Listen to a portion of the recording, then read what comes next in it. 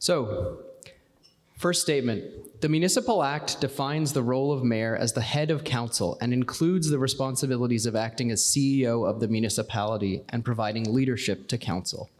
Question. Why do you believe you are more able than the other mayoral candidates to carry out these responsibilities? All four candidates will answer. We'll start with candidate Matrosovs.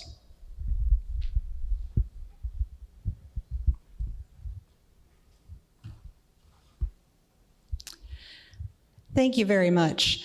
What I bring to the table is that I've been working with community members, with volunteers, and with staff and with fellow council members at the table for the last 4 years to create progress and strategies and plans. The reason that I'm running for head of council is because I really want to be able to see us progress with that and move forward. For example, we have created, thanks to the community input and the staff and the council members at the table, we've created the Integrated Community Sustainability Plan. That balances our needs for an economic sustainable picture, an environmental sustainable picture, and a social, cultural, or community sustainable picture. And that is what I look forward to. We have 20 bold actions in that plan that are ready for us to be accountable for and ready for us to check the boxes in the next 4 years. And that is why I would like to be able to carry on with the leadership there. I offer you my experience on the 4 years of council, but also in my leadership capacity in the various roles that I've held during those 4 years. Thank you. Candidate Halos.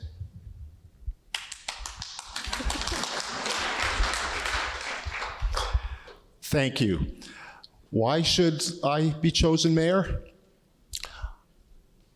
I've had 8 years experience on council, and I've spent a number of years, probably over 10, in private sector, basically as a real estate broker, putting out fires for 25, 30 agents that I had in my company. Big ticket lawsuits, negotiating settlements, and I know how to professionally approach issues without being emotional and without being negative. I promise I'm going to choose my words very carefully and bring a kind ambiance to the dealings. When I'm mayor, I'm going to sit down with every council member and tell them what I expect of them. I expect them to be prepared, and I expect them, if they have any issues, to come to me directly. The only time we're going to be talking to Suzanne Craig, our Integrity Commissioner, is we send her a Christmas card every year. I'm invested in this town. I have interests. I have property. I've grown up my family here, and I'm not concerned. I want to help the town grow to where we all want to be. We've got a lot of big things coming up on the horizon, and I think my experience is really going to help with that. Thank you. Candidate Marshall.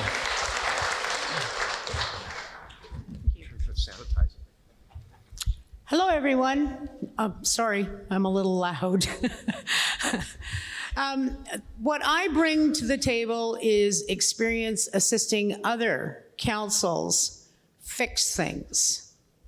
For the last 10 to 15 years, I've been a legislative, legal, and historical researcher for MPs, MPPs, and law firms. And throughout the province, municipal councillors have come to me when they have issues with bylaws, issues with court cases, and so on and so forth. And I do understand the problems that are in municipalities. I understand the economy. I've looked at global issues. I've had to. I've done an immense amount of research into everything.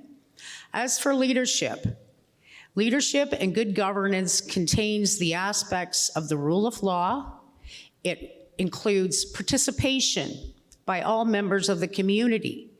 We need to have better communication between the town and the residents so that everyone has a voice. That's what I bring to council. Thank you.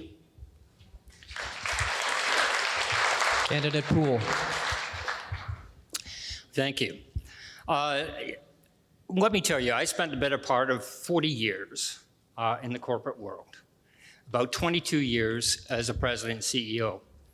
I worked internationally, both in the US and Canada and Europe. I've been the chairman of the board of a number of companies. And so I certainly understand the role of leadership and governance. But when you talk about leadership, it's not about the position you hold. It's about how you work with people. It's about having a vision. It's about being able to articulate very clearly what are the things that we need to do and working as a team, and to make sure we engage all the people with the necessary skills to impart that knowledge. Because the one thing I've learned, no one person has all the answers. But effective leadership is about working with the group to make sure that we got all the facts and then we get aligned. And we set specific objectives that are measurable and we deliver them for the good of the community. Thank you.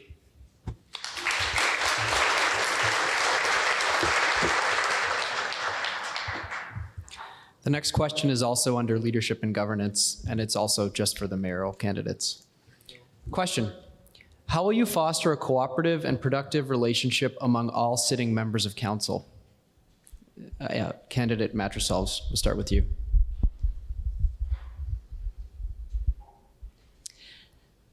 Thank you. I would like to continue to make good use of the discussion that happens at the council table. There's often that expression, you have one mouth but two ears. So yes, I subscribe to that as well. It's something that I learned in my background as a teacher, that you can help the conversation go much further if you stop and pause and listen. What I like about what we've been doing currently on council is we have a preamble of discussion. So we talk about things. A report comes forward and then we have a look at it. There's a recommended resolution in the staff report. And then somebody starts the conversation going, I'm not quite comfortable with this part, but I could live with this part. And so begins the discussion transparently, openly at the council table. Then, when we're ready after that discussion, we're ready to move on with a motion and a seconder.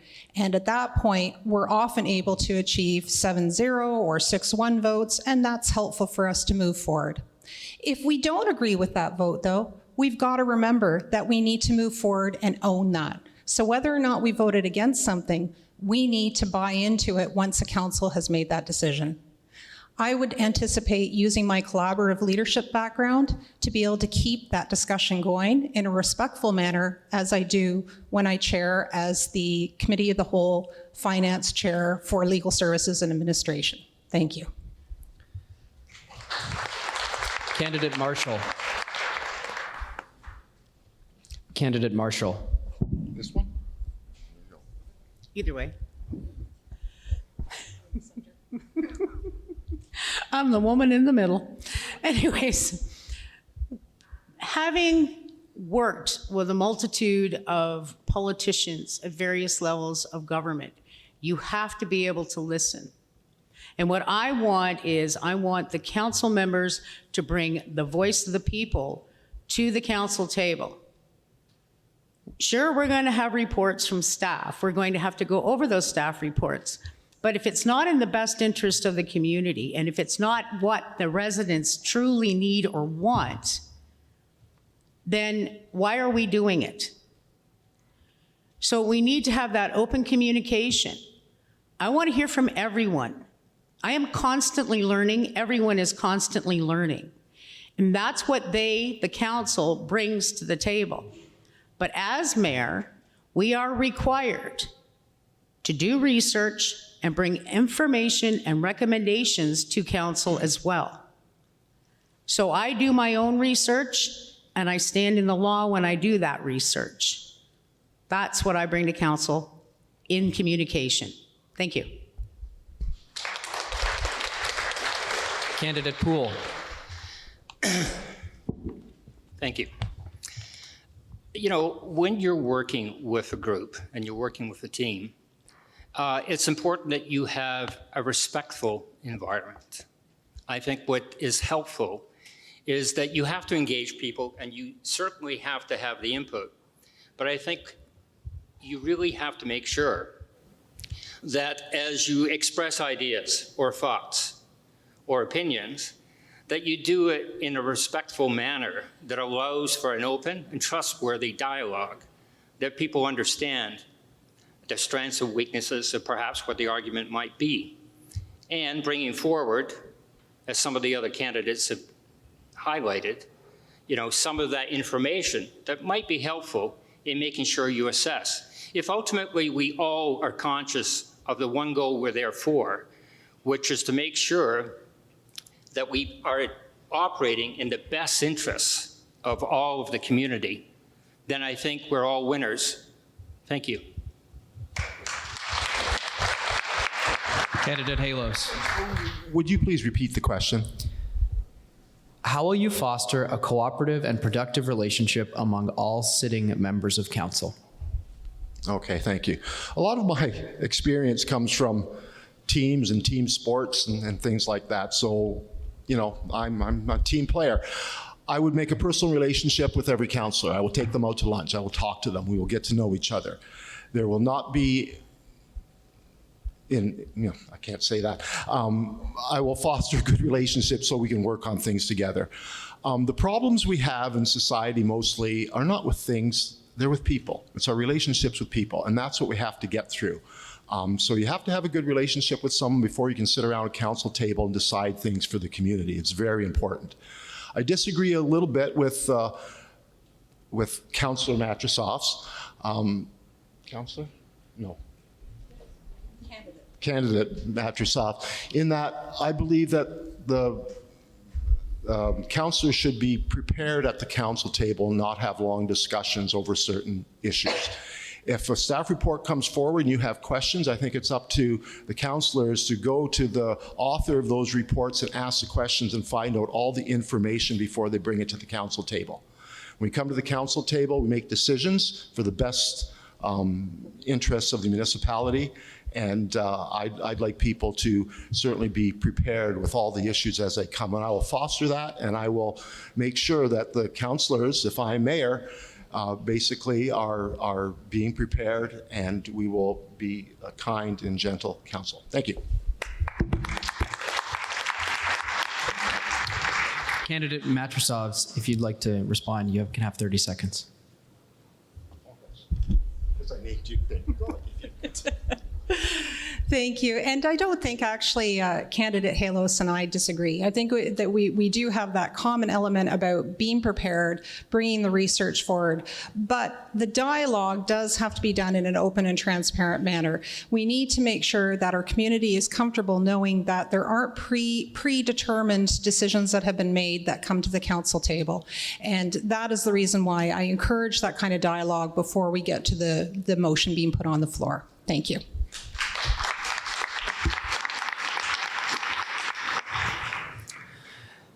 This is also just for the mayoral candidates, and you'll only have 60 seconds to respond. Statement: the mayor and deputy mayor sit on county council. Question: what approach will you adopt as a sitting representative of the town to advance the interests of the town and to promote a thriving business environment? What concrete actions will be proposed at the county level? You each have 60 seconds, and we'll start with candidate Halos. Thank you. We're not going to change the tax-based assessment-based tax system in Ontario. So we might as well stop wasting our time and dumping money down a hole trying to do that. I've had good relationships with a number of people in Grey County, the CAO, the Deputy CAO, Director of Planning, and Director of Housing and Social Services, and I would continue those good relationships to work with those people. You can't alienate the people you're trying to do business with. You've got to sell them your ideas in a more concrete way.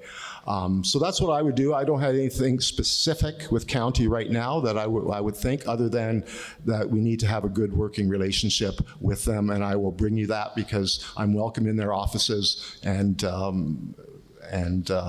know the folks in charge. Thank you.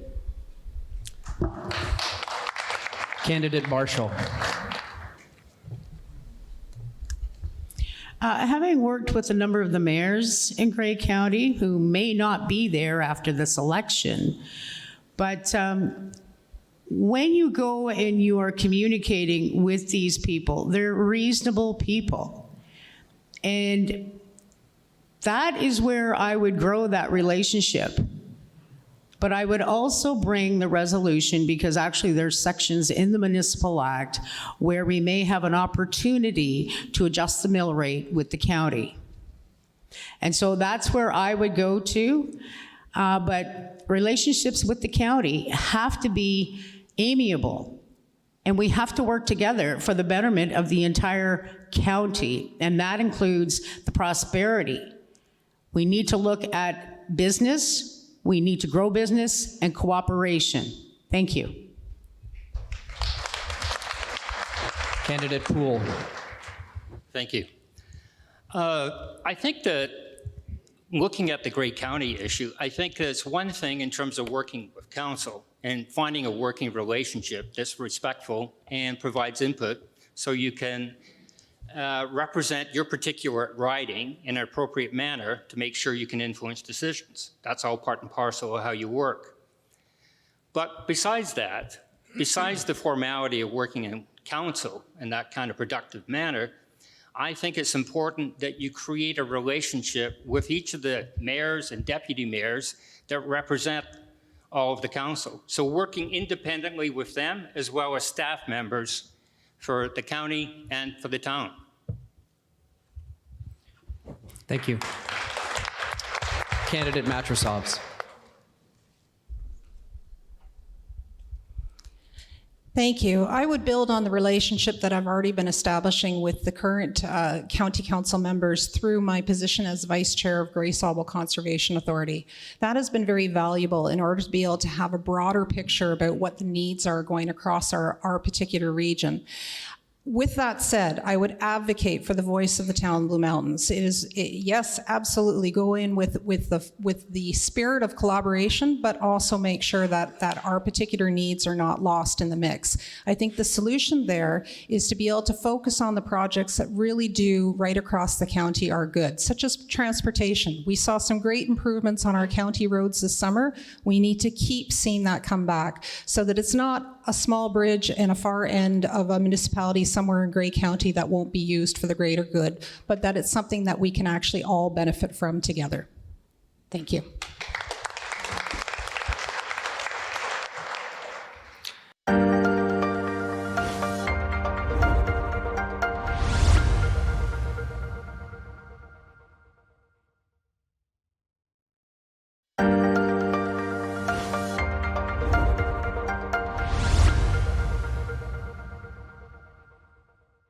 The next subject area is about labor shortages, and this is for all candidates, but not each candidate will get every question. Statement. Across almost every business sector, the local business community faces often critical labor shortages as they have trouble attracting and retaining workers. Question. What is your plan to attract workers to this community and to help businesses grow and thrive? Candidate Marshall, we'll start with you. I would look actually into planning and zoning, opening up industrial, commercial. We need trades in this community. And I think that if we had a commercial industrial area for electricians, plumbers, cabinet makers, and so on and so forth, as well as look to the province and perhaps even enter into an agreement for a trade school in this community, that would bring jobs. When I ran in the 2018 election, I brought forward with my platform that Georgian College should affiliate with the university to bring the nursing course to Own Sound. The PCs did that, and I'm so happy they did do that. That's what I want for here. I want this community to grow. We need more jobs. We need an office center in this community for doctors, lawyers, accountants. Once we have those jobs here, then it only continues to grow. And those are good paying jobs with disposable income, which will purchase more aspects in this community. Thank you. Candidate Porter, we'll go to you next. And sorry, I should have indicated, this is for Marshall, Porter, Ardeel, Maxwell, and Hope. Thank you, because we do have a labor shortage, and so building on, because agree with what Elizabeth Marshall has said with respect to partnering with the Georgian College, et cetera, to bring forward even the YMCA, running courses on culinary skills, which are so badly needed in the resort and hospitality. The other thing is in working with the businesses we have now, the ones who serve the development sector, is about taking on apprentices, and to the extent that they do, because that is a very valuable way of homegrown as well. I don't think with the labor shortage though, you can build that without looking at housing, because they're very interdependent, and while it's a separate topic, they also have to have somewhere to live. But I do think local education would enable people to be skilled up and not have to add an additional financial burden of traveling far to go to school, as well as doing the tuition. Co-op programs increase the capacity in businesses across town to do that, because it's very helpful in filling labor shortages, but just not having people available in the summer, but working with the colleges and universities. And also just really not forgetting that you have to do it interdependently with other things. Thank you. Candidate Ardeal.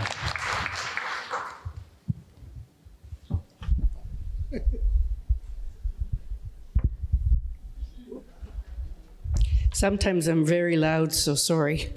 That's just the way I am. I think we need to work regionally. We have Georgian College in Collingwood. We have one in Owen Sound. We have trade schools there. We have labor shortages in the agricultural world as well. We can't get local people to work for us. We can't get Canadians to work for us.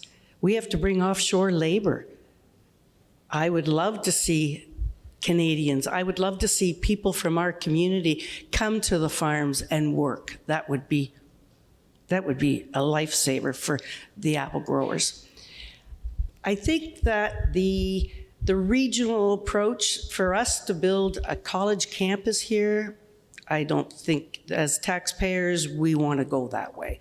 It's very expensive. I know when Georgian College was built in Collingwood, I know when it was added on in Owen Sound, it's the price tag is way too high. But we do have a labor shortage, and I really don't know how we're going to get people to work. I really don't. I think the pandemic has shifted the way the young people are working. They're working virtually. They will go to the office some days, not every day. And I think we had to put our heads together as team players to be able to talk to the businesses to figure something out.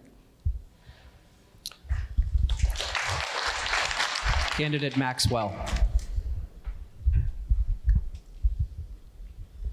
Thank you for the question. Well, first, I think we're going to have to diversify the economy. And I think we probably should look at, new Canadians in a more meaningful way when they come into the area. Then the other thing I think we need to look at is probably tech and innovation. If we can't hire people, we probably should try to look at the business and see, or anybody's business, and see how you can add tech and innovation to make those changes in the lack of attracting labor. That's it for now. Thank you. Candidate Hope. Could you please repeat the question? So we're talking about labor shortage. The question is, what is your plan to attract workers to this community and to help a business grow and thrive? Okay. You have 90 seconds. Okay, thank you. First of all, thank you everyone for being here. This is a wonderful turnout. Thank you to my colleagues, my fellow candidates that are here, and thank you to the Chamber. This is fantastic. I'm really happy to see our businesses being supported by you and by members of the public. The first thing I would do to attract workers is ensure that we have very good quality, attainable housing policies, hello, right? We certainly need to be able to offer homes at a price that our workers can afford. So thank you. And how do we do that? We start with a mix and a range of housing. So we have semis, we have townhouses as well as the single residential homes. That's key. That's how you are able to bring workers in so they can afford to live here. So that would be the first thing. Also, boost our secondary suite program, especially for the downtown businesses, so that those people that want to bring in secondary or third suites, timing, okay. So I would also revitalize the downtown, Thornbury and Clarksburg. I would also certainly support the village or the whole resort area in their quest for employee housing zoning. And lastly, local food branding. So can you imagine made in blue or made in gray on all of our menus in town and all our food stuff? Thank you.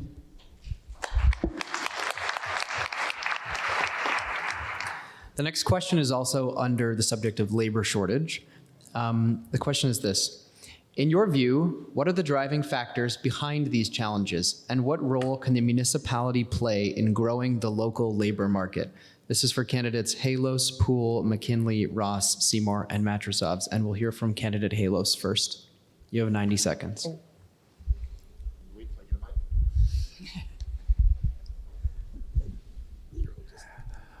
Thank you. Can you just repeat the question? In your view, what are the driving factors behind these challenges, and what role can the municipality play in growing the local labor market? Labor policies really aren't core municipal responsibilities. Having said that, I mean, we need to do what we can to help labor market. Housing is certainly one of them, and also we've just a newly minted economic development plan, which sets out a lot of the policies which will help increase the labor market and increase development and businesses. So I think we take that off the shelf and look at it very closely for initiatives in which way to go. The schools. Well, the long-term care facility, which we have a provisional 160 beds and a ministerial zoning order, which we hopefully can build in the next 4 years, will create a number of jobs, healthcare jobs in the community. And I think that's a really important initiative that we need to work on. Not only will it create healthcare jobs for long-term care people right there, it'll have other amenities, and there's also some other folks who are planning on bringing a medical diagnostic clinic here. So we have the possibility to get some good medical infrastructure jobs through this long-term care bed facility. So I think that's a really good place to focus. And then just make sure our core services are in good shape so people can come here, enjoy the amenities. Thank you. Candidate Poole. Thank you. The labor shortage is a big issue, and it's not an issue solely for the town of Blue Mountains. COVID-19 exacerbated the problem, and what happened there was that certainly businesses were affected by the closures. A lot of people moved regionally to different locations, both in the country and across. But a lot of people who were relatively close to retirement decided to retire early. And then the healthcare workers had a different kind of issue where they were burned out. So the issue is complex. All of my fellow candidates have put forward a number of specific items, including training for trades, looking at opportunities to bring in diverse businesses. But we must understand that all of those issues, everyone else is going to try and do something about.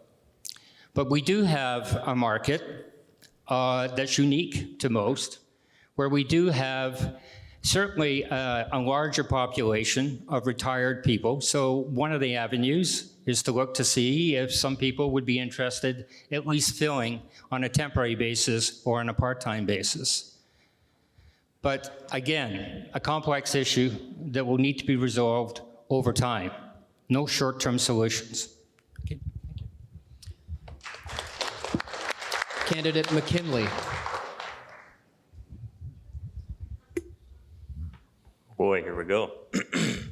Can you just tell me the question one more time to do with labor? In your view, what are the driving factors behind these challenges, and what role can the municipality play in growing the local labor market? Okay, so what role can we play? We can continue to support the, sorry everybody, not really used to this. We can continue to support the programs that have already begun. We can continually grow and expand upon sorry, I'm having a moment here, everybody. Can't blame me. We need to work on, obviously, people need a place to live. They need daycare. They need doctors. They need everything that makes the world go around. So in order to grow upon that, I think that's what we got to do.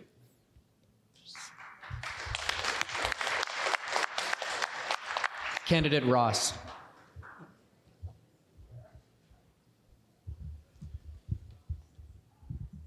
Some of the things, can everybody hear me? No. Some of the things that we have to look at is building our community to train in the trades and to train for the first aid or the healthcare, because those are the things that are growing, and we need that. And we need the support from the town and to try to get areas that'll expand that and make things work. If there's incentives from provincial government, if there's from the provincial government, if there's incentives to municipalities to work on expanding the healthcare or the jobs that are there, that's the way to do it, and for the trades. Thank you. I'm fine. Candidate Matrosovs. Thank you. I'm going to circle back to attainable housing, because when we speak to young doctors who are on the verge of graduating and have a spouse who will have to uproot and get rid of their job to come and settle in a new area, when they have young children, when they have a student debt load coming to them, they come here, they have a look, they say, I love everything about the area, but I can't afford to live here. So we've gone well beyond the problem of attainable housing for our service industry, for our agricultural purposes. We're now right across the attainable spectrum. People are having a hard time finding a place to live and therefore are not taking the jobs that we so desperately need to fill. We see this on the town staff. We lose our town staff because they're finding it too difficult to live close enough to where they work. We find that in our conservation authorities as well. We are seeing this right across the board. We certainly share that issue with other municipalities. The labor, with regards, as an educator, I can appreciate the fact that college programs are a great way to boost skills, but we have the jobs and we have people who can do the jobs, but they can't afford to live here. We have an excellent partnership program going on right now here in the town of Blue Mountains with the Blue Mountain Resort, working with Georgian College to provide the hospitality management program. If only those people could find a place to live after they graduate to be able to stay here. Thank you.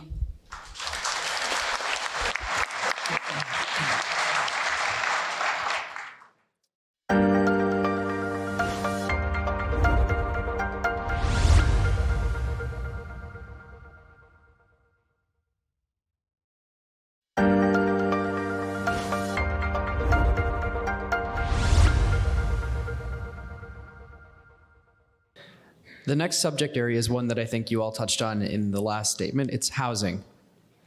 So you'll each have 90 seconds to respond, and this is for all candidates, but you're not going to all get the same question. Statement.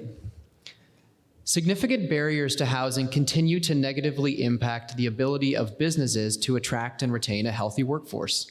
The cost and availability of housing, both in the rental and ownership market, are preventing the settlement of a diversified population that is needed to continue to that is needed to contribute to a thriving and sustainable future for both businesses and the community as a whole. Question: what role do you think the municipal government should play in developing and delivering attainable housing? This is for candidates Porter, Ross, and Hope. And we'll begin with candidate Porter. So I think with respect to the municipality, they need to work with the developers. They need to make the amendment to the official plan with respect to attainable, affordable housing, whatever definition you want to use. They need to also, I would say, reach out and do this on a regional basis. There is economies of scale from a leadership perspective in doing it on a regional basis. There is municipalities that are, there are neighboring municipalities that, and it's on their platforms that they are willing to look at that. It is influencing and working with developers to build sections of their developments with the affordable housing. And I think one of the sells is if they don't, no one's going to want to buy the houses they want to build, because we'll be a community which is nice to live in, but shame you go to Foodland and there is no one even manning the self-serve. So I think it's really, they have a role to influence. They have a role to work with Grey County. They also have a role to work with Queen's Park and the federal government to secure the necessary funding and grants that we need to have in that way. And I guess it is, we've had enough studies, we've had enough reports. I've been part of boards, and it's just like, we have to just take some action.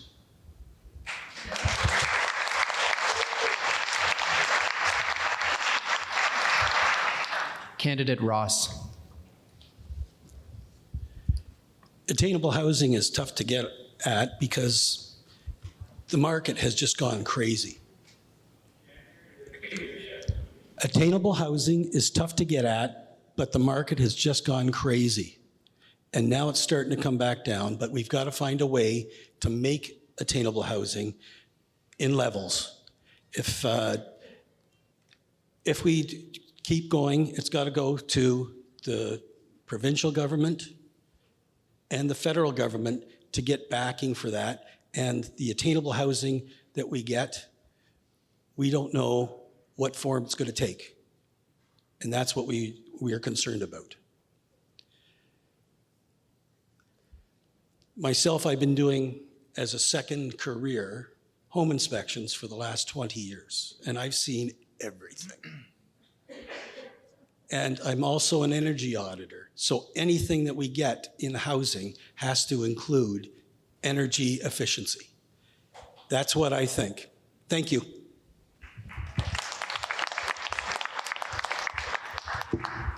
Candidate Hope.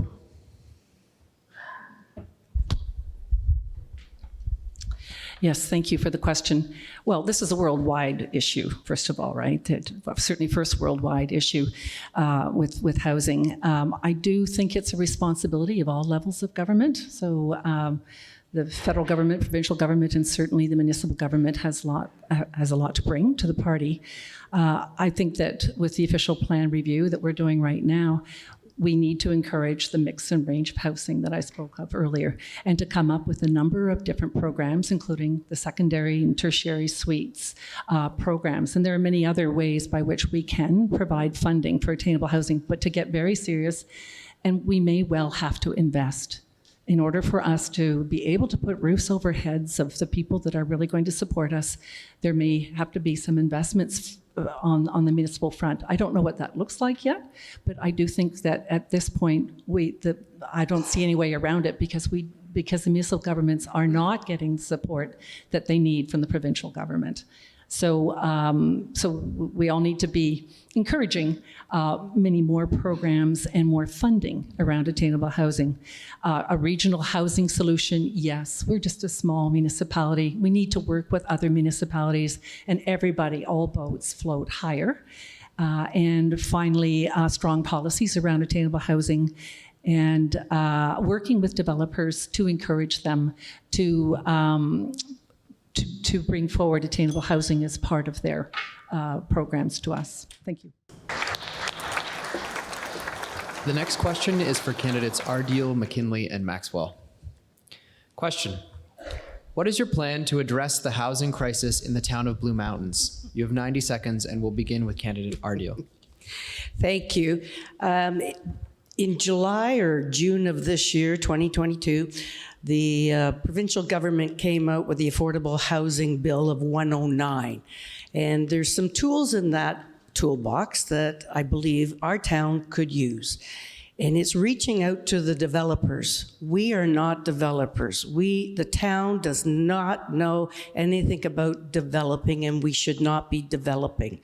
It should be out there, putting RFPs out there for the developers to do this and getting they should be getting the financial backing through that toolbox, because there's CMHC, there's other funding mechanisms that they can go to through the province, through the feds, to be able to put some concrete in the ground and start building. I have 4 children. I have 3 who have returned here, who are living here, and it was tough to get affordable housing for them. And they are now living here, and they have good jobs, and that's another thing about having good jobs and good pay to be able to pay those bills and have some concrete there, and that they can say, this is our home.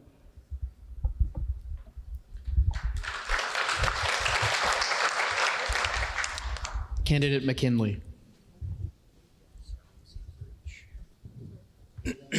Thank you. I feel a little bit better now, everybody. In this respect, I would only bring a suggestion or an idea, which is that what we need to do is we need to have the right conversations with the right people. Is it, do you sit down, do you arrange a meet to sit down with a developer and some real estate agents or people that are, up in the know of real estate? Everybody knows, I work in the trades, I know how building works, and I know that a lot of times it looks like nothing is happening, and everyone gets real upset because nothing's happening. There are usually things happening that you can't see, but and that's what we're faced with right now. We don't see anything happening. We don't see shovels in the ground or cement poured. But I do respect the way the process works, and that, and to circle back, is that do we strike up the conversation, because we know everybody knows when it comes to developers and to everyone else involved, they got to make money. So how do we sit down and figure out what is the best deal here for them to build, so we can have the attainable housing, so we can support all the people that we want to work in our shops and be in our community. Thank you.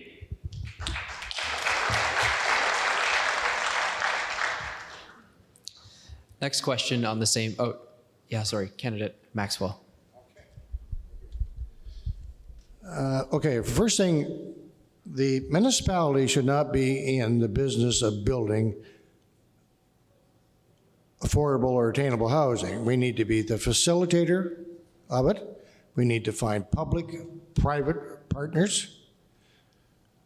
And then what we do is we need to also be looking at the ability within the official plan and other policies and whatever methods we can use to create some rental stock, and then create the ability also of a graduated method to move people up to be able to buy a home. It doesn't happen overnight. So anyway, that's a mix of housing, and the municipality is only the facilitator, and we need to find private partners and public to make this work. Thank you.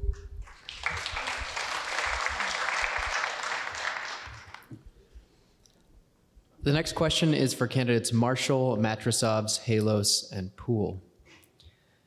How will you promote and take concrete action on the county level, including the County Housing Committee, to address the shortage of affordable housing within the town? We'll begin with candidate Marshall. So affordable housing is covered under the Municipal Act, the Planning Act, the Ontario Planning and Development Act, and the Housing Development Act. And so with those pieces of legislation, we would be able to work with the county, the provincial government, and the federal government. The groundwork is already done within that legislation. But this is for affordable housing. So we would have to enter into agreements with the county, the province, and the federal government, and it is the federal government that holds the mortgage. It is the provincial government that generally brings forward funding for the municipalities and for the developers. One merely has to go back to 1946 when we built wartime houses to understand the foundation of how that all works. Thank you.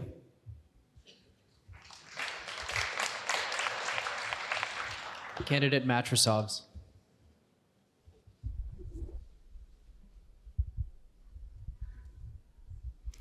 Thank you.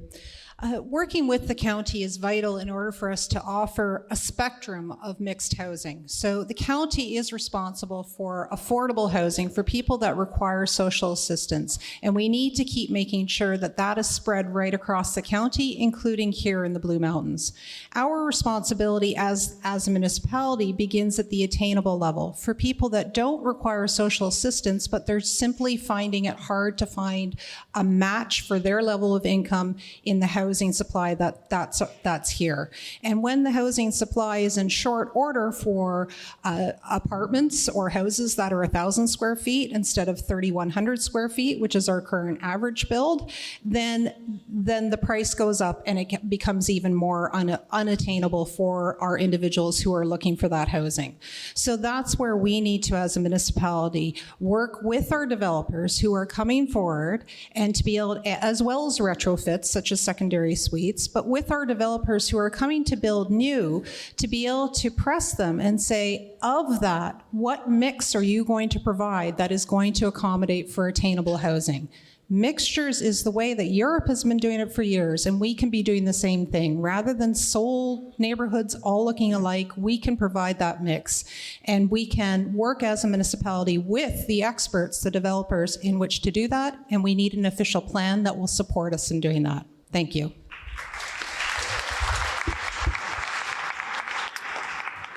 Candidate Halos. Well, thank you. Well, you know, I've worked with the county and been to the county on housing issues. I was fortunate to be able to amend our affordable housing number a number of years ago because our houses are more expensive than houses in other areas. So that went fine. We got our affordable housing was less than, or was more than other areas. But by the time it all got through, real estate prices had raised so much it didn't really matter. So affordable housing is really tough, especially in this day and age, because the governments have monetized our system with cash that real estate and everything else has gone up incredibly. Even knowing what you're going to build, you have no idea what it's going to cost. This is very, very serious stage. I personally provided affordable housing and rental units in this town and a number of other local areas over the years. One idea I have, and it's just an idea I'm throwing out there, is a lot of times we go through all these proposals, we have all these soft costs to build things. We have RFPs and we have, public meetings and things like that. I often think, wouldn't it be easier for the municipality just to buy a project that exists and rent it out?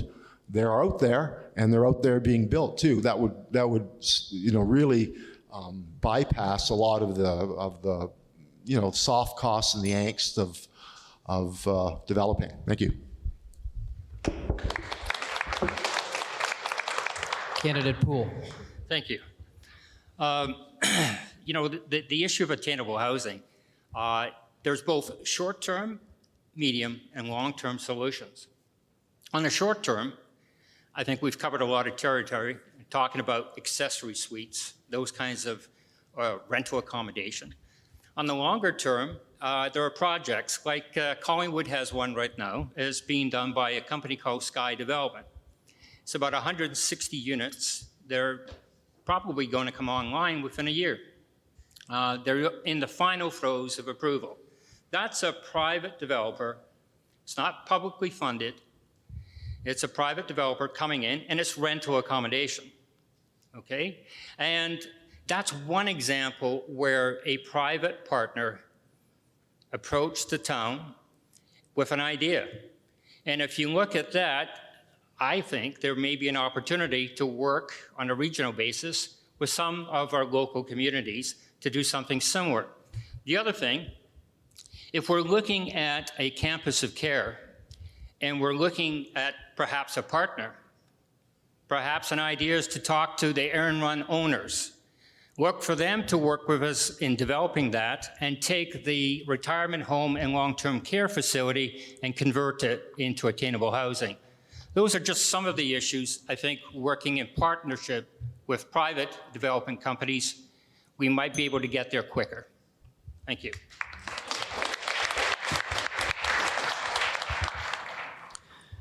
The next subject area is about the official plan, and it's for the mayoral candidates only. You'll have 90 seconds to respond. Statement. The town of the Blue Mountains is updating its official plan.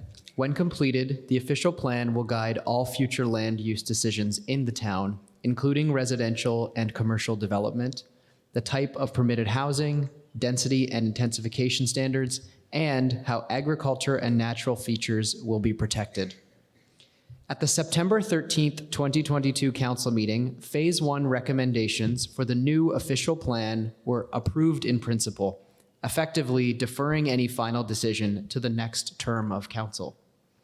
Question: have you reviewed the final Phase 1 recommendations to the OPA, and what changes would you propose, if any? This is for candidates Halos and Mastrosovs. Candidate Halos. Thank you. Well, yes, I have reviewed it. There's a lot of language, but I'll zero in, I think, on what you're aiming for, and that's the density and height. So generally, our overall height throughout the town is 3 stories, but it's interesting, we have 4- and 5-story buildings throughout. So there are reasons for this. I have no objection to 6 stories per se, but looking at where they build it, it's got to be way back from any roads. It's got to have human scale, and it can't be right up to the road. It's all a compromise. We don't want 6 stories. We don't want high density. We don't want sprawl, and we want housing. So it's all a compromise. There are no right answers. There are no wrong answers. As mayor, I will, approach these OP amendments with good regard what the public thinks and feels, and we will proceed from there. Thank you.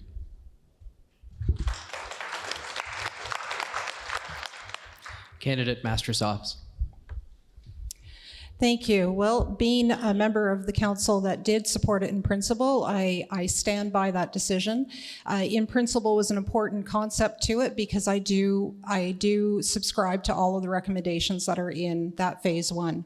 That said, I was also a mover in order to try to defer any final decisions because I really believe that Phase 1 needs to be finalized in consideration of Phase 2. Because Phase 2 includes things like the environmental impact, it's important for us to look at the density and the height at the same time.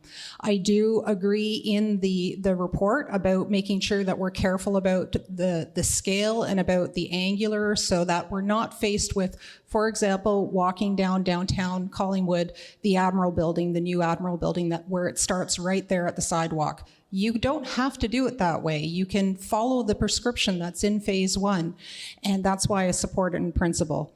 I think that actually addresses 2 key issues. It addresses the attainable housing by offering a mix of options about where you can live and what kind of facility you can live in, but it also allows us to use those facilities if they go up to 5 or 6 stories on the ground floor, being able to fill in another very big missing gap, employment lands.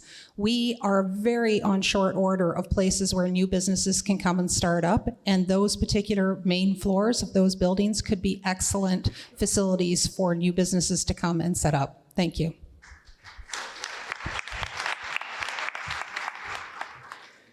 The next question is for candidates Marshall and Poole. What role will the new official plan play in the progress of business and the community as a whole? Candidate Marshall. A new official plan would have to actually look outside of the boundaries of Thornbury. We have a multitude of hamlets. We have wasteland that's being used for nothing, can't be farmed. So why are we just staying within the geographical boundary of Thornbury? That said, we still need more commercial area in the official plan so that we can grow. We need an office park. So an office park can or can, depending on what the definitions are, be included in an industrial area or in a commercial hub.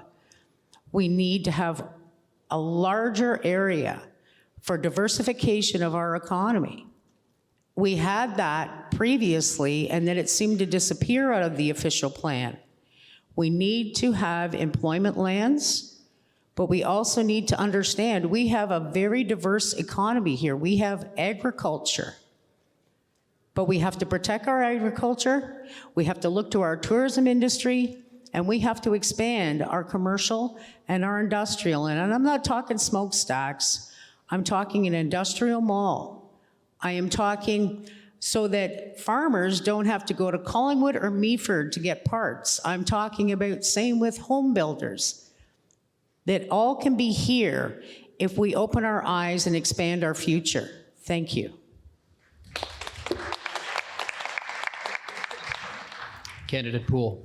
Thank you. I think when you look at the official plan, you need to look at the infrastructure. Is the infrastructure sufficient to support what is in the plan? And by that, from a business standpoint, and looking at attracting more businesses or diverse businesses to the community, we have to look at the serviceable land. So looking at the areas that we have, are all the serviceable area concentrated in one area? Do we have an opportunity within that plan to look at creating additional infrastructure that makes sure that when we have a prospect, a business opportunity that presents itself to the community, that we have an ability to service that business. And that includes everything from water and sewers to even, if you look at telecommunication. One of the things that we need to work with the province on in a different capacity is to make sure that rural internet is improved and the overall connectivity that we have in the town of Blue Mountains is there. And perhaps then we can start attracting some client service businesses to the community.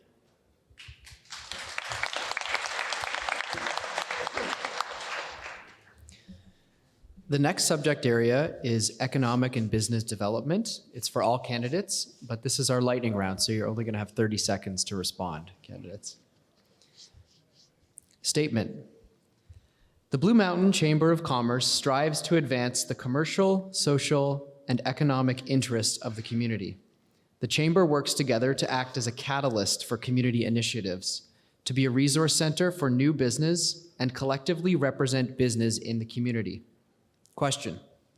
What is the one thing you would like to see council implement that will make the business community more competitive?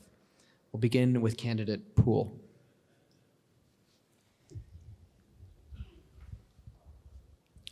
One of the things, as a business owner, I can tell you that it's about an ease of doing business. So one of the things I think it would be important is for the town of Blue Mountains to look at streamlining the process and the bureaucracy to make it far more attractive and speed up the approval process for businesses to move here and expand. Thank you. Candidate Ross. Candidate Ross. Businesses have been stymied, town of Blue Mountains. We have a big resort area, but as an example, where do they go to get their groceries? They either go to Collingwood or they go to Thornbury. There's no local business for that there. And we should expand the business to actually attract people and make employment.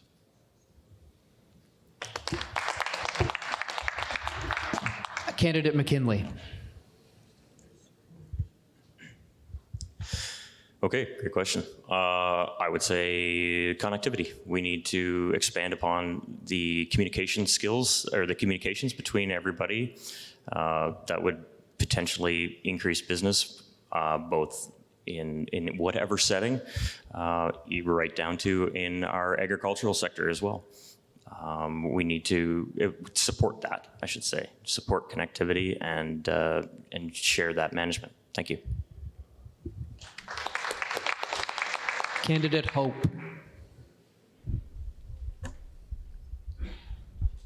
Yes, so the one thing, having been on the BIA, the Business Improvement Area Board, I know the one thing that businesses are looking for is help with the labor shortage, and that would be attainable housing. That would be the first thing that I would do and implement all the policies that we, as much as we can. Thank you. Candidate Porter. Yes, for more competitive, having reviewed the economic development strategy, I would actually like to see more measurement than on an annual basis, more tracking, more meaningful measures put in to find out what why businesses aren't coming here, why they decided not to, etc. It may well be, as others have said, that it's not easy to do. But certainly and equally, they're going to have businesses want a labor and a place for people to live.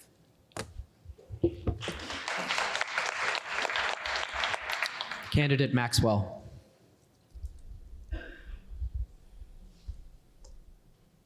Well, I think what we need to do is deregulate, streamline, and reduce government burden wherever we can. That's it.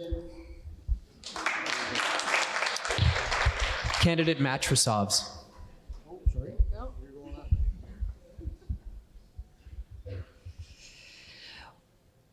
In order to be able to help with that competitive advantage, it's to follow through on the steps and strategies that we've created. In 2021, we launched the economic development strategy, Reaching Our Peak. That is exactly what the town can continue to do. It offers steps on an environmental, a social, cultural, and an economic level in order to be able to assist businesses to be the best that they can be and to be able to find the people that they need to operate those businesses. Even a toolkit for new businesses that are considering coming in and starting, and making use of the Grey County facilities as well. Candidate Ardiel. Oh, I need a microphone. Maybe you don't. Maybe I don't. Well, I just asked Paula a question if we had an economic development officer, and many years ago we did have one, and that was their job to deal with the BIA and the chamber and come and talk with you and find out what your needs were.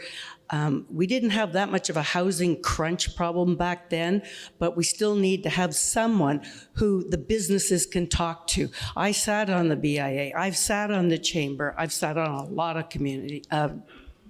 committees. You need help. Candidate Halos. Thank you. I'll give you 3 quick ones. Number one, I think high-speed internet is really, really important for all businesses. We have to make sure that rural people can access that as well. We also have one of the lowest tax rates in Ontario. We need to keep our tax rates low for businesses and residents. So I'd do that as well. And the other one, as candidate Matrosovs mentioned, and you'll be able to get this back, is the economic development plan that we have. It's a very good one, and answers are in there. We need to access that. Thank you. Candidate Marshall. I have to agree with Tony. We need to decrease the regulation in regards to new businesses. We also need to amend the official plan and open up for more commercial and industrial properties. If we want to be competitive, we also do need to expand our internet. So that's what I would look to, is amending the official plan, cut back on the regulation for new businesses to ensure they fit in with our community to provide more opportunities. Thank you.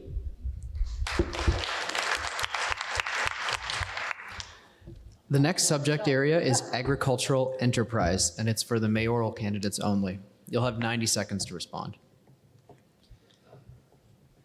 The town has the authority to designate an orchard abandoned and declare it as noxious weeds pursuant to bylaw 2003-25. Unattended orchards can harbor disease and pests that spread to neighboring orchards. With the increasing number of orchards being abandoned, some of the local apple growers are concerned about the lack of this bylaw's enforcement. The town has established the Blue Mountains Abandoned Orchard Committee to advise on these matters. Question: if elected and appointed to the advisory committee, how would you go about improving enforcement and mitigating the risk of disease and pests from spreading? This is for candidates Marshall and Halos. We'll start with candidate Marshall. In 2021, the Abandoned Orchard Committee did not meet. That was laid out in the budget. But we need to look to the Abandoned Orchard Committee, and we need their advice in regards to this. We also need to look to the other apple growers, and we need to protect our apple growers. That's one of the main planks of our economy, is the apple growers and the tender fruit growers in this community. So if we aren't protecting them for an infestation, then we have a serious problem. And that is a municipal area. It is municipal jurisdiction, and we are to control weeds and infestations. Thank you.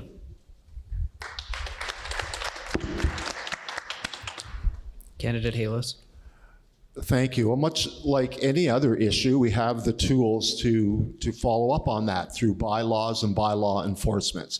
So we need to reach out to the apple growers and find out, what the issues are, where they are, and set up a system that if we need to go out and spray or do whatever, that we have bylaw control that will do that. That is a policy of council, and council can can make those decisions. So that's what I think that we need to address with the apple growers. If we've got an issue, let's get bylaw on it and take action.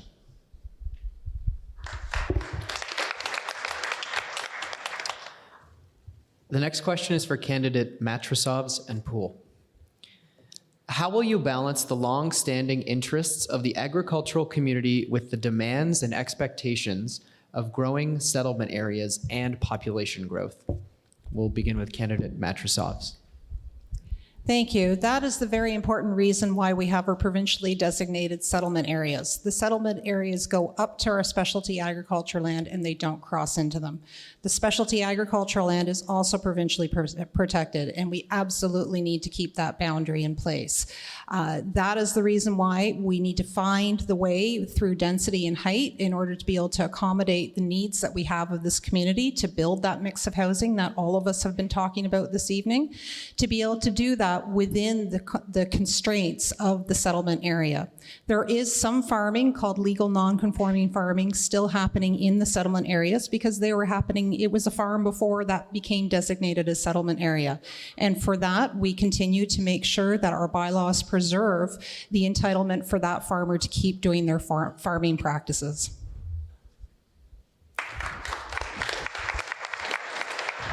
Candidate Poole. Thank you. I think the best way to protect our agricultural sector is to make sure that within the settlement area, we deal with density. Because if we don't deal effectively on effective planning to make sure that we have density that's complementary, but at the same time deals with problems that come with urban spread. And if we allow urban spread to happen, it will erode the agricultural side. So the best way for us to deal with this is to look long and hard at our plans relative to density to make sure that we stay within the confines of the settlement area. Thank you.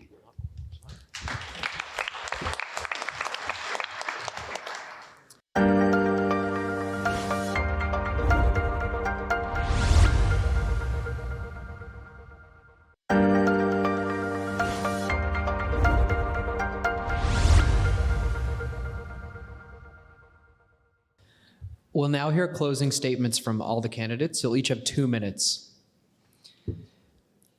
In under 2 minutes, please speak briefly about yourself as a candidate and present your overall economic vision for the town of the Blue Mountains.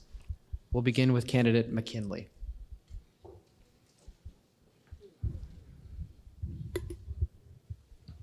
Thank you. So, about myself, Please speak briefly about yourself as a candidate and present your overall economic vision for the town of the Blue Mountains. I swear I'm awake. It's a lot to take in sometimes. So briefly about myself. Well, for those of you who don't know me, I'm Sean, and I grew up here. Looking out in the crowd, I see my high school math teacher, best math teacher I ever had, and my grade 6 teacher, he's over there somewhere, and all sorts of folks that I have been very lucky to know all my life. And so why am I here to represent our age demographic, to bring a perspective and hopefully drive home some balance. Sorry, what was the other half?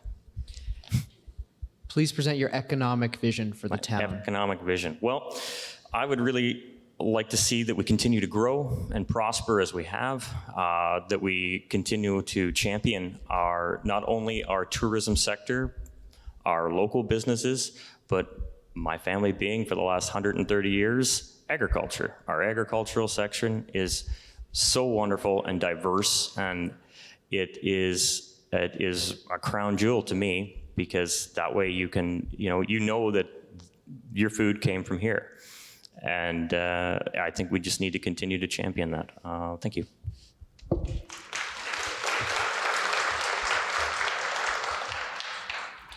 Candidate Poole. Thank you.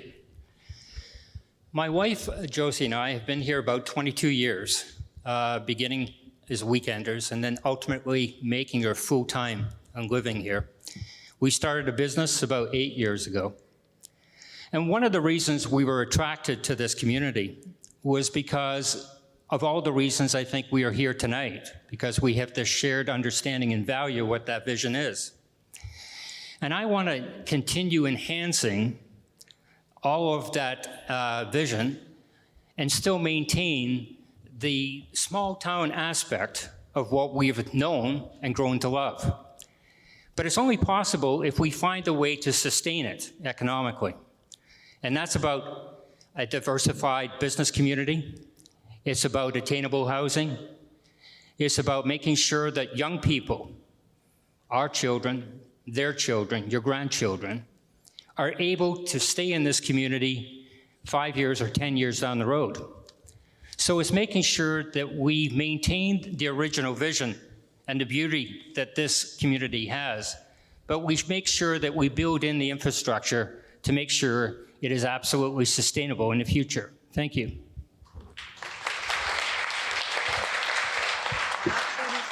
Candidate Ross. Myself, I have actually been up here in town of Blue Mountains and Thornbury since 1978. What happened was I had to move away for a job for a number of years because my job got moved. I have been a volunteer on first aid for 40 years with some of the resorts up here. The other thing that I do is I worked in corporate for 30 years, technical, doing trades, technical trades and support for that kind of stuff. The other thing I did is when I got out of the corporate part of the business, I went into a business of my own, dealing with building codes and the idea of buildings themselves and energy auditing for that. So I've had a diverse background. I love living in the town of Blue Mountains. That's why I'm running for council, and I'd like people to know that. Thank you. Candidate Porter. So my name is June. As people know, I'm mother to Blue, our Bernedoodle. And when I got married to my husband in 2002, I was introduced to the town of Blue Mountains, as it was always a favorite of his. And I had just moved back from the UK, having lived there a long time. So we decided that, yes, this is where we were going to retire, and I've become a ski instructor. My skiing took off. I began to cycle, road cycle, took on the Centurion, and my life really changed dramatically, and I love this town. So we decided that we would purchase the place, and we did in 2010. We're weekenders, and when we both retired in 2018, and the cottage was best by its sell-by date, we created our new home there. I am a registered nurse by background. I have a master's in nursing and an MBA. I have an international career. It's progressed. And I have, over the last 4 years, put tremendous effort into becoming part and parcel of this community and giving back each way I can. I've been chair of an advisory committee of council, so I've learned a little bit about how councils work. It was across county, cross border, cross municipality, cross county. So I've already developed relationships there, done deputations to all of them. The thing that I see about the labor and making this very economically vibrant in the future is we need two things. We need to grow businesses and we need to staff them. People need to want to come here. We also have to staff what I call the infrastructure. We have to staff our hospitals, our EMS, police, fire, grocery stores, and we also need housing to do that. There's two. One, we have to staff the existing ones we have, and we have to staff the new. And I'm running for council because I equally feel this is so important for this town to survive.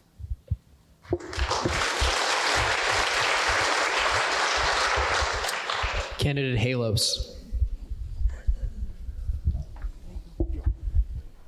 Thank you. Well, it's very hard to talk about yourself. One thing I'll say is I write and act a lot better than I speak.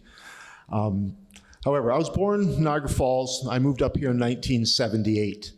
I worked in the agricultural sector for a few years, tough years in the early 80s. I worked at Blue Mountain for a number of years, and I got into real estate and real estate investing later.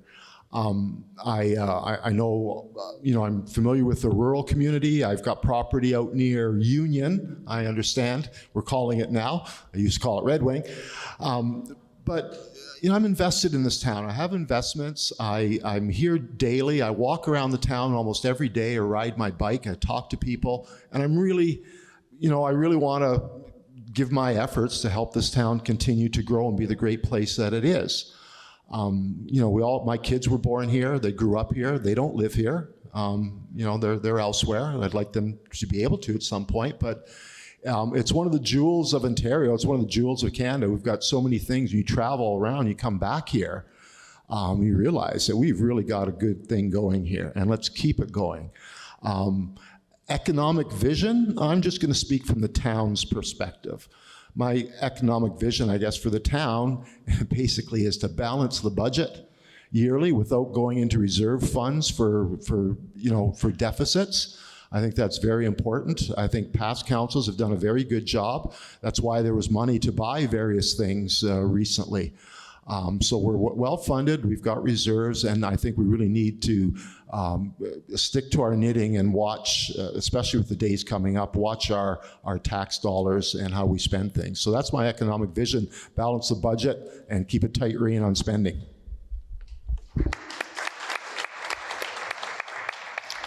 Candidate Hope.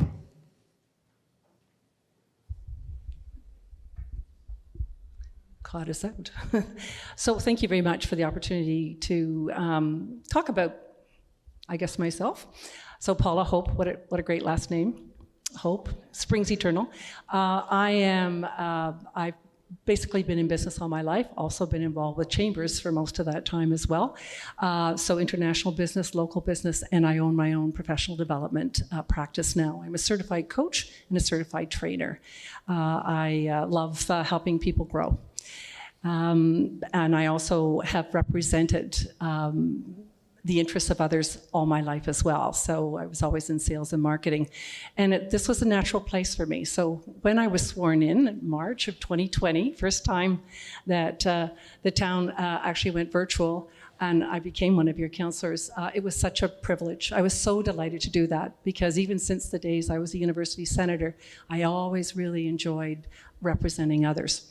So for me, public engagement, accountability, and transparency are huge, coming from those origins, and those values continue to exist. So I love being in the political life because I can actually act on my own values. So that's a bit of a story about me.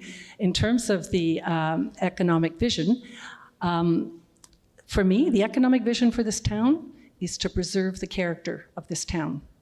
86% of you voted and wanted to have the character preserved. To me, it's an economic issue.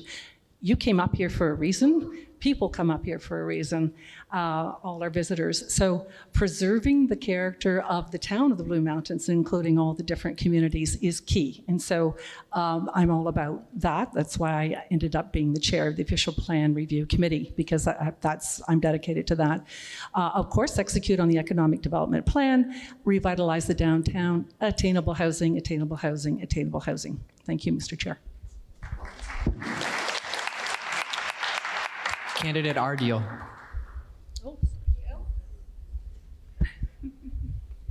Thank you. Well, I'm no stranger to the political arena. This is my 8th shot at it. So I've been around. I started in 1997, and I was the first female councillor on the newly formed town of the Blue Mountains. And, you know, I have sat through many council meetings. So I would say the Ardells, or the Ardeals, or the Ardels, as some of our older ones pronounce it, have been around in this area for over 100 years. And we have a lot of businesses together right now, our family. And we're in the apple industry, the winery business, there's many businesses around. So we have a vested interest in this community. And we're here to stay. We really are. And my children have come back to stay here as well. The same as Joe's. They grew up here. They went to school here. They went out to university, came back and said, no, we don't like the city life. We want to come back to the country life because there's something here for us. And they've had a hard time getting adjusted, but they are adjusting, and they really do love it here. Just that's why everybody's here. You know, if you didn't love it, you wouldn't be here. So economically, I think we want everybody to prosper. I think it's great. I've retired. I was in the childcare industry for 45 years, 30 of it in my own business in Collingwood and Stayner. And I know what economic development's all about. I know what businesses are all about. Being in the apple industry, you are running a business, and we need to survive. And we do not want the urban sprawl going into the agricultural lands. And I wish I had more time.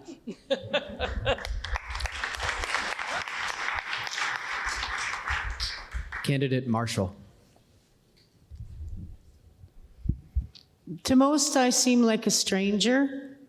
I work quietly in the background. I'm not out front.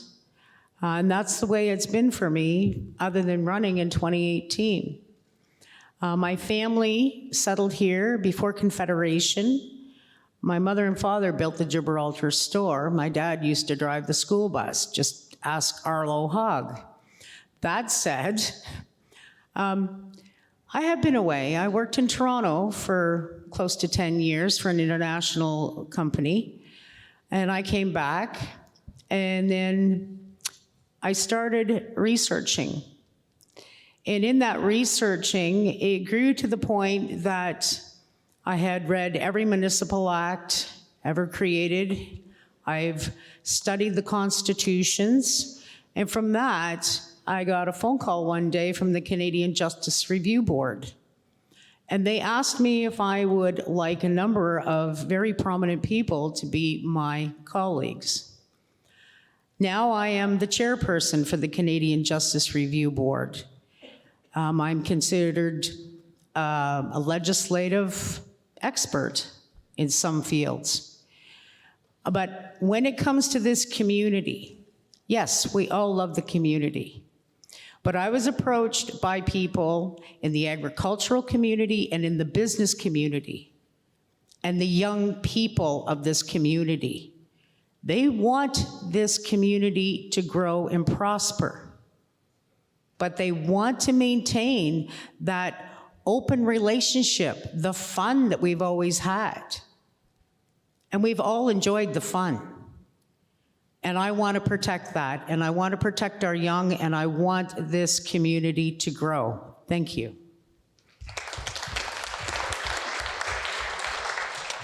Candidate Maxwell. Well, okay, I live in the town of Clarksburg. I own a small business, and I've been married 35 years. My daughter is a school teacher, and she lives in Eugenia.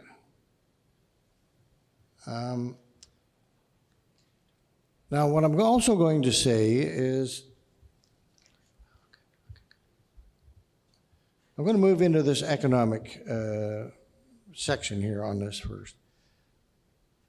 We have I believe 4 pillars in our town for economic activity currently. We have the tourism, agriculture, we have manufacturing, and we also have a conservation economy that a lot of people maybe don't totally see every day, but it does exist. So I think what we're going to have to do, I'd like to do to encourage that we value add the agricultural sector, and they're quite frankly are doing a brilliant job on a lot of things with they're intensifying their orchards. If you want to talk about intensification, they got the packing plants. They're doing an excellent job, and the food processing is second to none. We're going to look at a company called BTI, Mesaba. I mean, they're excellent companies. They're internationally known, globally. And they hire and they pay well. And then the tourism, of course, it's an anchor for the community, and hopefully we can still keep it and build on it. And I got 10 seconds and I'm done.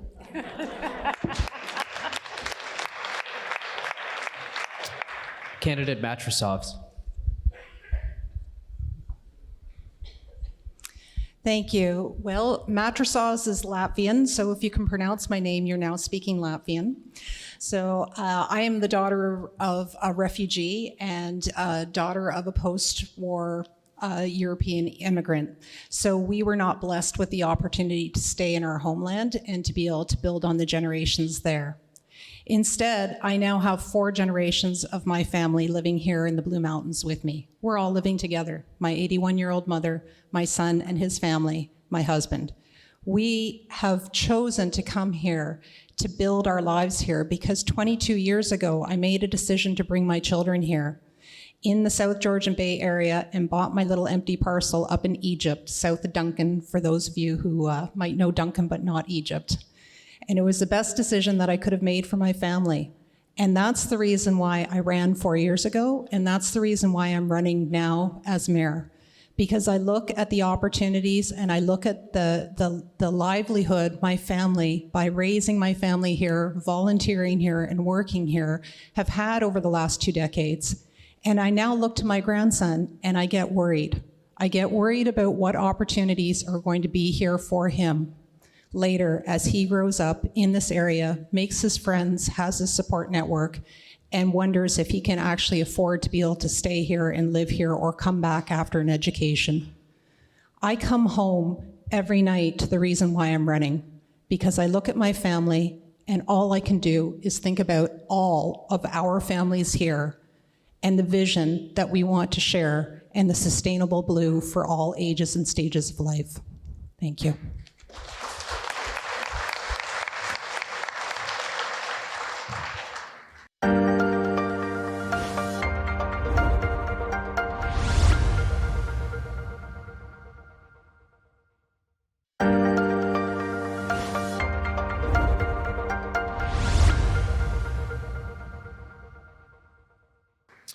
Thank you, candidates.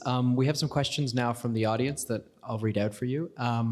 They're directed to specific candidates. So the first question is for candidate Poole and candidate Hope. What are the two biggest problems facing the town of Blue Mountains? In the next 10 years, what do you plan to do about them and why? It's from Rob in Clarksburg.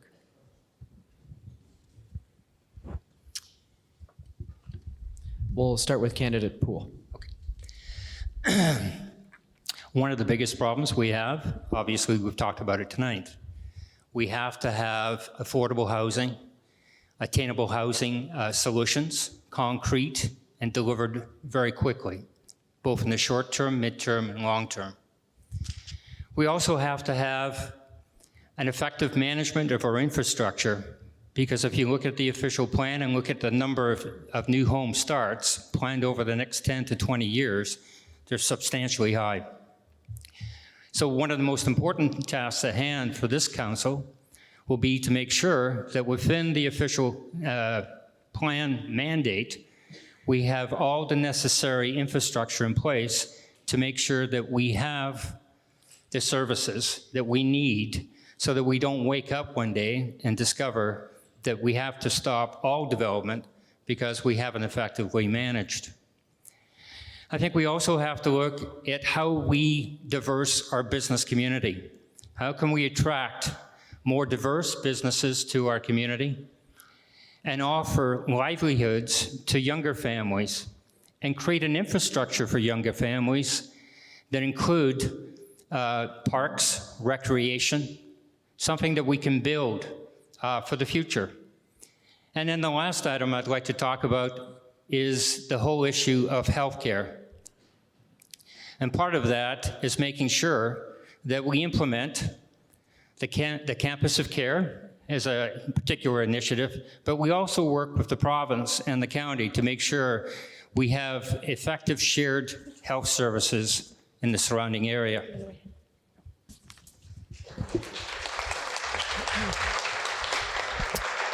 Candidate Hope. Yes, thank you. 2.5 things. So first of all, the burning issue we have here is to grow well, maintain our character, and at the same time accommodate all the needs of members of our community. So as the chair of the Official Plan Review Committee, we did a lot of background studies, and one really important statistic stands out that was part of the research, and that is at the moment, so the official plan goes up to 2046. So within that time frame, we already have 4,500 units, housing units, in our pipeline right now. So the county or the province of Ontario, we've heard that we need to do 1.5 million homes. Okay. We're only obligated to do 3,500 from the province and the county's requirements. So we can grow well. We have the space to grow. So I want to get that message out there. I want everyone to think about that. And the second point is attainable housing, as Tony has referred to, and I've talked about a lot. And finally, yes, healthcare. We do not have enough doctors. We're desperate for them, and that's tied to the other issues. So thank you. Thank you. Question 2 is for candidate Ardeel and Mastrosov.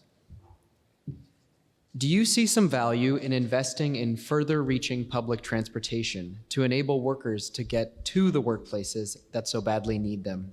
If so, how would you prioritize that? We'll begin with candidate Ardeel.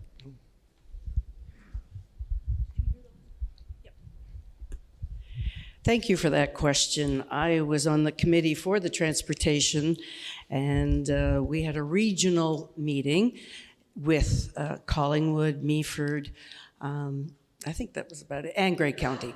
Meaford didn't want to come on board with us because of the cost. We did join with Collingwood on the transportation issue because Blue Mountain needed people to work, and they needed to get to work. So we came up with the plan. We went to the province. We got some money from them, and we started the bus that goes from actually now Wasaga Beach to Collingwood up to Blue to drop workers off, and then comes back around. Anybody can get on these buses.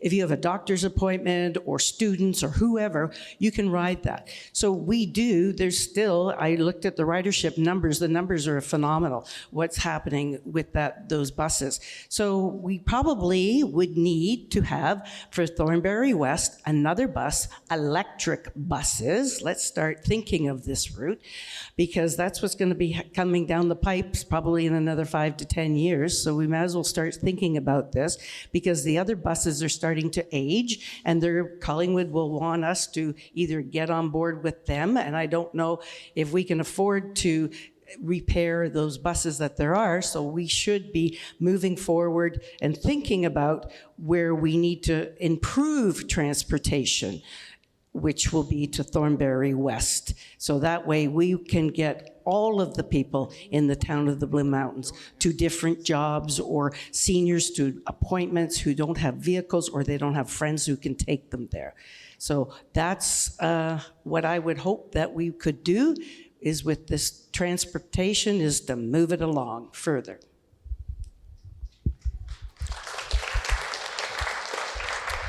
Candidate Matrosovs. Thank you. I too would like to build on what's working well, and we are seeing that in the data that we're collecting. My concern is that our jobs have a diverse kind of scheduling. So the more schedules, the more transportation we can offer to meet the beginning and the ends of the days for people will make it more viable for even more ridership. I remember my son's friends who were living in Collingwood and working at Blue Mountain Resort and were spending 25% of their daily wage on a taxi to get back and forth. So we have come a long way, and we need to keep doing that. I also do want to balance that out with active transportation corridors as well, because when it's possible, people will be able to use that. It takes a conversion of thinking. It's why the new business places are offering, often including showers, for example, so that if people do want to actively get there, they have a chance to prepare for work for the rest of the day.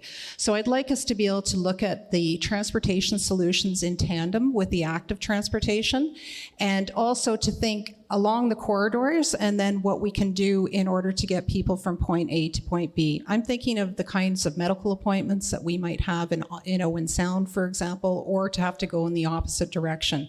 The more we can work regionally, the more that we can actually achieve and meet the needs of those who need to use the transportation.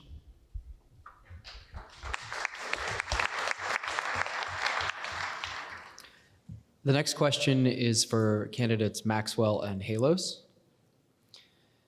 What is your stance on short-term rentals? Where should they be permitted? And do you have any examples of policies in other municipalities that you like?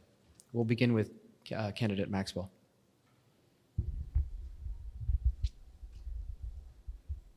Well, the short-term rentals should be in the designated zones.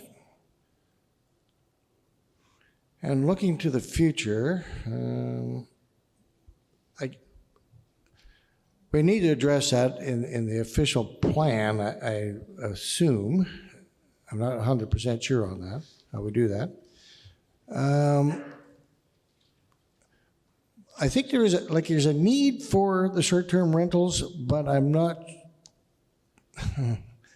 there seems to be a lot of pushback on them from time to time. So they do, I'm sorry, I'm just really puzzled on I can't answer that correctly. Sorry, I'm going to pass it on to Joe. Well, just to clarify then, can you repeat the question?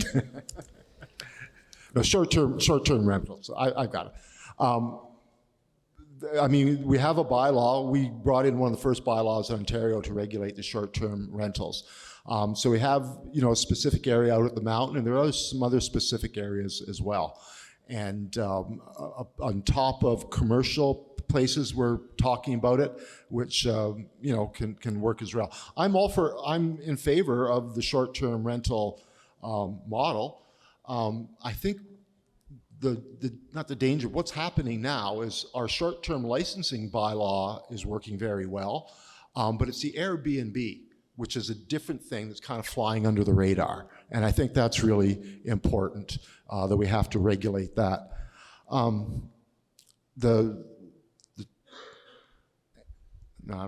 should have asked you to repeat the question. So where the short-term rentals exist under our licensing bylaw, again, it's working well. I think we need to continue to police Airbnbs, which kind of are popping up everywhere. I think it's important that people are able to do what they want with their properties, but we have to regulate because it's the wrong tool for the wrong reason. The whole problem with short-term rentals and Airbnb is people's behavior, right? And we can't fix people's behavior with land use planning. So no matter what we do, this is going to be an ongoing issue. We're going to have, I've sat on the STA discipline committee, and we had all these issues, and it was all people's behavior. There doesn't seem to be any other issues that really cause the problems that poor behavior does. So that's the issue. And we try to fix it with land use planning. And we're making some inroads. A lot of communities, I haven't looked since I left council at other areas' bylaws with regard to this, but I know a lot of other areas have looked at ours. So there you go.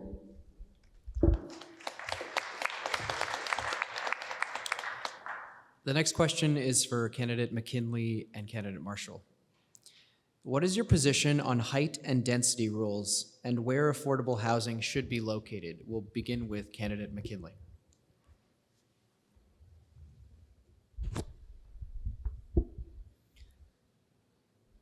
I don't have a position on that currently. There's a lot to learn. There's a lot to go over.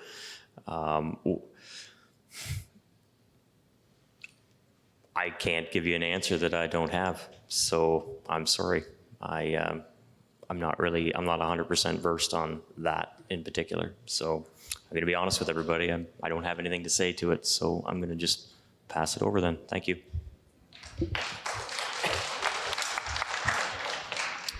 Candidate Marshall. It depends on what type of affordable housing you're making reference to. There are various different types of affordable housing.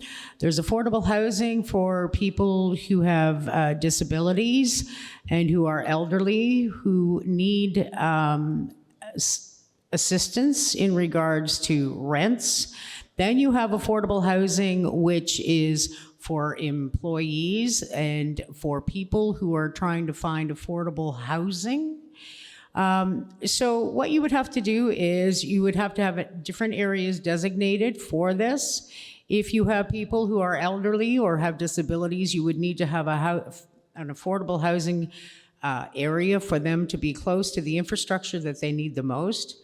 Whereas if you have affordable housing that is for homes, for employees of various businesses, then you have to have a completely different area. So you would have to open up the official plan to see exactly where you could put the affordable housing in regards to this community. And that again falls under the Municipal Act, the Planning Act, the Ontario Planning and Development Act, and the Housing Development Act. It also works in conjunction with the Canadian Housing and Mortgage Corporation.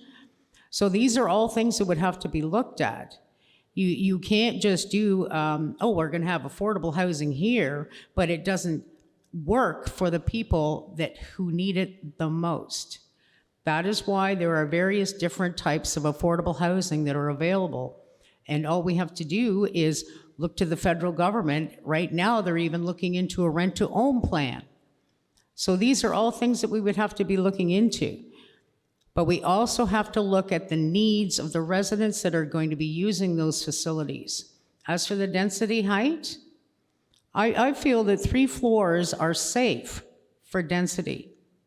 We would have to have a discussion with the fire department to find out what their capabilities are in regards to any extension. Because when you're dealing with seniors and people with disabilities, if you're going to be going over 3 floors, we have to understand that the firefighters have to be able to carry those people out. So we all need to use common sense and be pragmatic about the entire situation and who is actually going to be in these affordable houses. Thank you.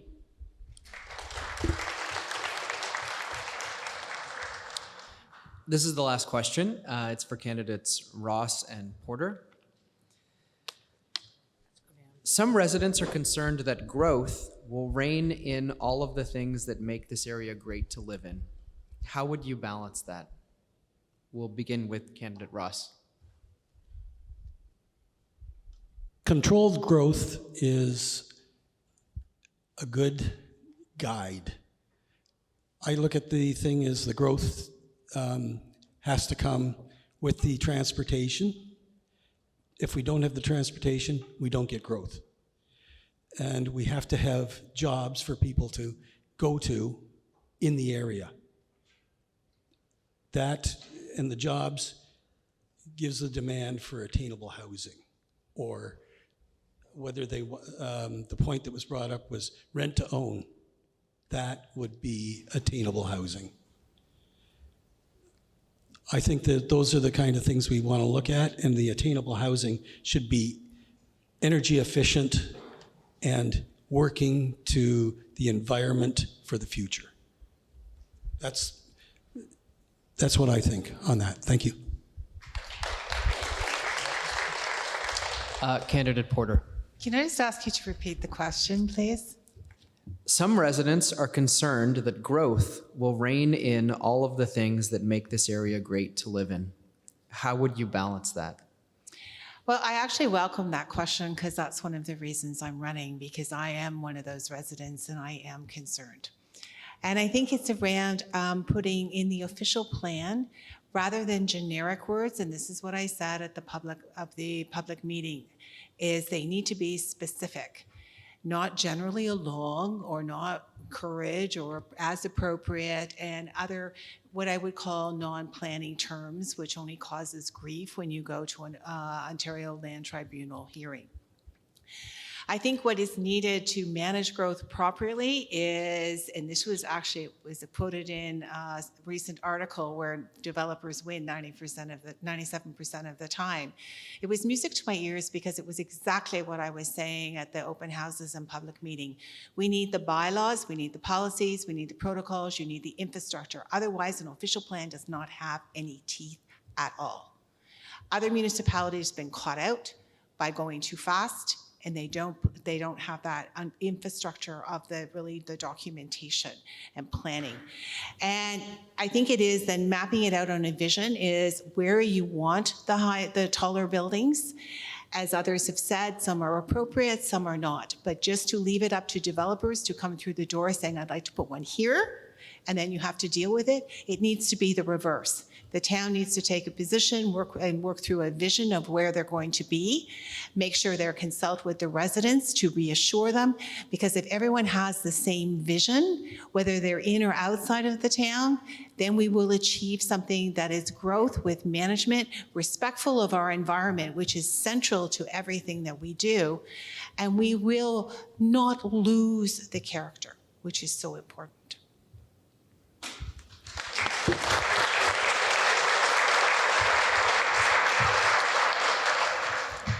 We'd like to thank all the candidates for giving us their time tonight and for coming and staying. And we'd like to invite you all to stay after and speak with any of the people here and mingle to get to any questions that we weren't able to address right now. But thank you. Thank you all.